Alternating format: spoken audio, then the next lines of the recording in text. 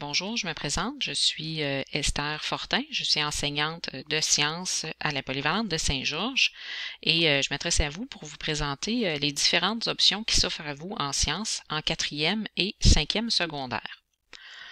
Donc, vos options qui s'offrent à vous, c'est des choix qui sont à bien réfléchir.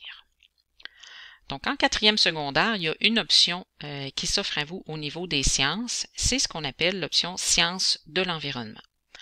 Donc, cette option-là, c'est une option à 4 périodes, comme les autres options, par exemple, d'espagnol ou de musculation. C'est un programme qui s'offre en plus du programme régulier. Donc, contrairement aux mathématiques, où vous faites soit les maths CST ou les maths SN, donc vous avez nécessairement 6 périodes de mathématiques, en sciences, c'est différent. Donc, vous avez obligatoirement le programme régulier à 4 périodes. Et si vous prenez l'option sciences, bien, vous avez un 4 périodes de plus. Ça vous fait donc 8 périodes de sciences par cycle de 9 jours.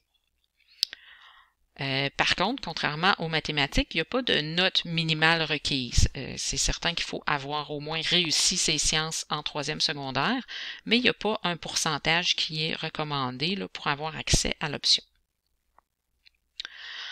Ensuite, ce volet-là de sciences enrichies, il n'y a pas d'évaluation ministérielle. Ça veut dire que l'évaluation du ministère, il y en a une en sciences, mais elle concerne seulement le programme régulier et pas le programme optionnel. Donc, ça va être seulement l'enseignant qui va faire l'évaluation de ce cours-là.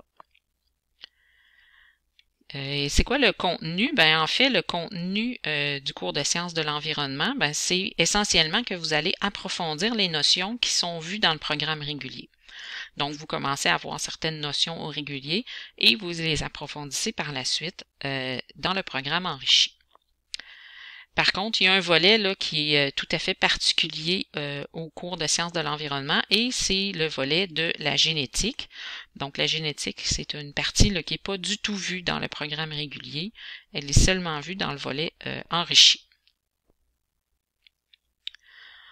Donc, en 4e secondaire, ben vous avez besoin de cette option-là en sciences de l'environnement si, par exemple, pour certaines formations. Donc, à la page 36 de votre agenda, vous allez voir différentes techniques que vous pouvez faire au cégep.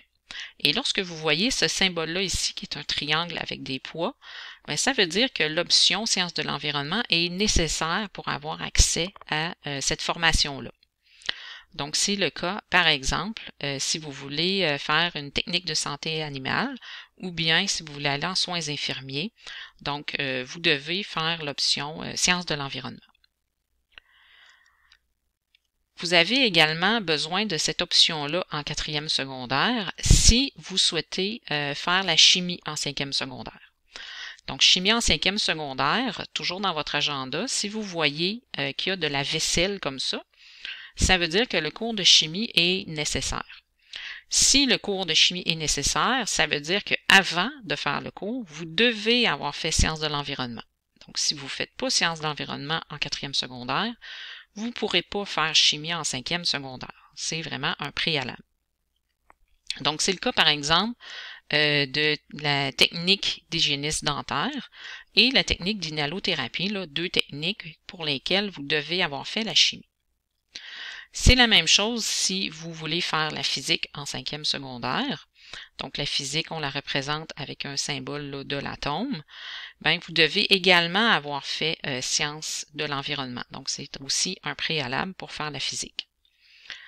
Plusieurs élèves font à la fois physique et chimie en 5e secondaire, mais c'est pas obligé de prendre les deux. Donc, pour la physique, un exemple de technique, technique de génie mécanique là, qui suppose que vous avez fait physique et technique de physiothérapie. Vous avez besoin en 5e secondaire de chimie et physique si, par exemple, vous allez au cégep dans un cours de sciences de la nature ou sciences pures. Donc, vous devez avoir chimie et physique et vous avez aussi des préalables mathématiques là, comme les maths SN. Il y a aussi une possibilité de faire sciences, lettres et arts ou sciences informatiques et mathématiques là, dans certains cégeps. Les formation universitaire, là, il y en a plusieurs qui supposent des préalables scientifiques. Donc, c'est le cas, par exemple, de la météorologie, de l'agronomie, qui est un métier là, où les personnes là, vont supporter les agriculteurs dans l'étude puis l'entretien des sols.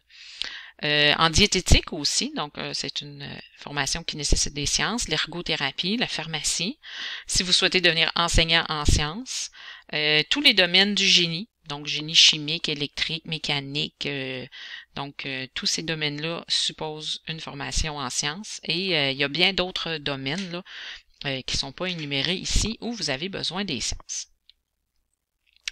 Un petit conseil d'amis, si vous pensez avoir besoin de la chimie ou de la physique et que vous respectez les critères d'admission, ben il est préférable de faire la voie enrichie en mathématiques, c'est-à-dire les maths SN en 4e secondaire. Donc, c'est pas obligatoire, mais si vous pensez faire chimie et physique et que vous êtes capable de le faire, bien, choisissez aussi les maths SN, ça va vous aider pour la chimie et la physique. Finalement, avant de décider, ben c'est certain qu'il faut se poser des questions. Hein. Est-ce que j'ai la capacité de faire ces cours-là? Est-ce que j'ai l'intérêt pour les sciences de l'environnement? Est-ce que j'en ai besoin? Et aussi, très important, est-ce que je suis prête ou prêt à mettre le travail nécessaire? Parce que ça suppose quand même une quantité appréciable de travail et d'études.